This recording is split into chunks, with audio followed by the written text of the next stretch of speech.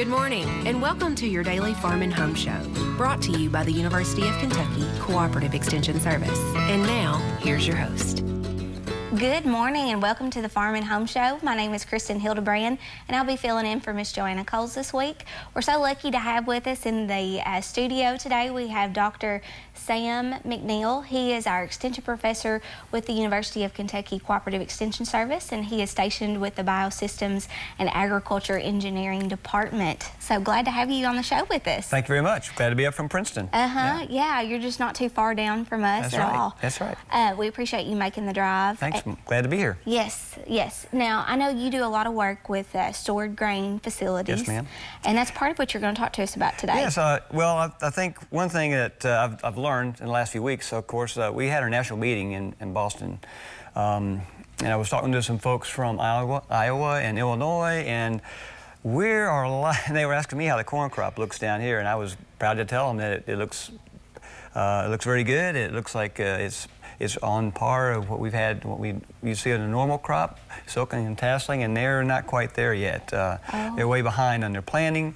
I think we're going to have a smaller crop than certainly in the past, and I think it's got some upside potential in the markets. So I'm encouraging folks to look at storing grain, just maybe in the short term. Right now we're looking at anywhere from a nickel to maybe 30 cents or more as a return for your investment or for that effort to store the grain even into January.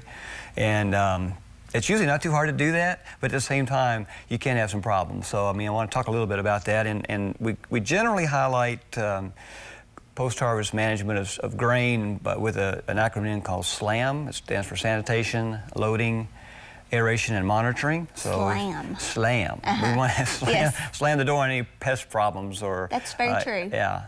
Or any mold problems we might have if things start going a little wonky in the bin. But we have sanitation.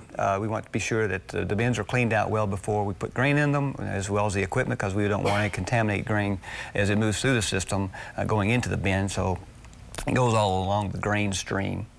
And so after it's well cleaned and we're putting a well-dried crop in the bin, we want to load it properly. We don't want to load it to the peak and keep it that way in a short run. It's a good idea to core the bin. In other words, remove the top center peak just towards about level with the wall and the roof, so that you don't have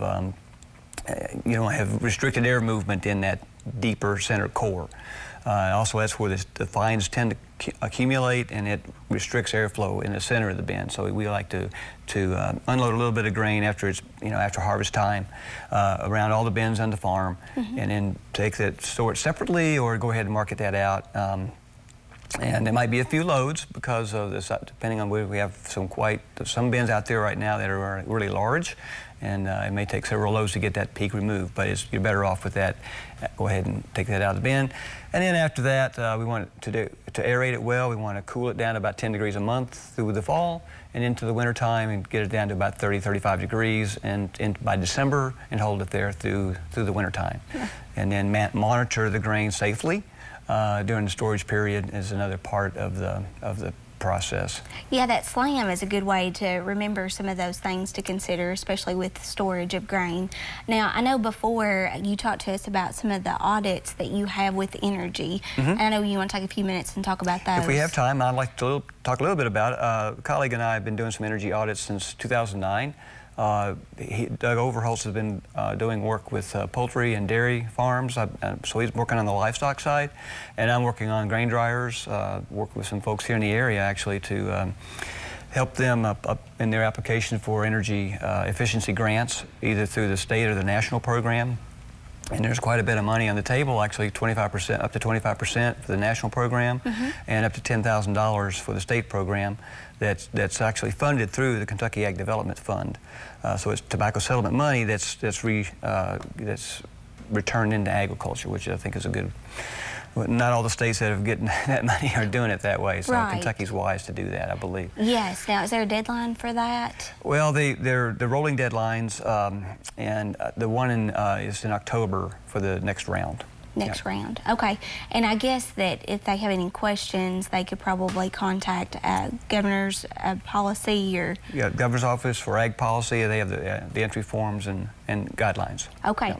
Well, that's a lot of good information from you. Thank you for joining Thank you. us. I appreciate you being here with us. And we hope that you've enjoyed the show, and we'll see you more for Farm and Home tomorrow. If you have questions about today's topic, please call the Warren County Extension Office at the number on your screen. Thanks for watching and have a great day.